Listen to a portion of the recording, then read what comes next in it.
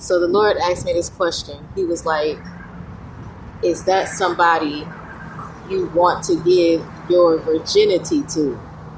And it shocked me because he's like, where you are now, is that the person you want to lose your virginity to? He said it's something to think about.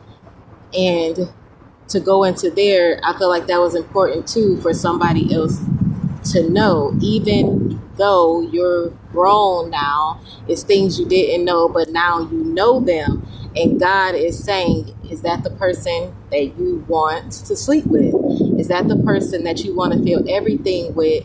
Now that you want to rest, now that you want to be with somebody, is that the person that you want to sleep with for the rest of your life? Do you really want to give that person that type of intimacy? Because there is levels you've never been on, you know. That's a lot to think about, especially if you're a serious and honest person like me and you're sensitive like that. That is a question to ask yourself, because that's vulnerability. That's very special. That's very intimate. That's very serious. So God asked me that question, and I was like, hey, I don't know. I don't think so. I gotta be real with y'all too, you know. I was just like, that's deep, God. And he said, don't feel pressured by the no. If they were to walk away from you, then it is what it is. Who would you rather lose your virginity to, knowing them and yourself?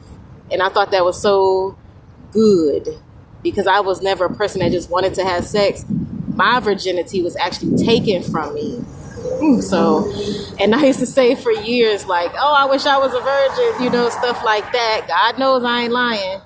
And it's something about how he perfects the inside of you that makes it very vulnerable and serious to you in your sensitivity, because that is reaching ranges that you've never reached before.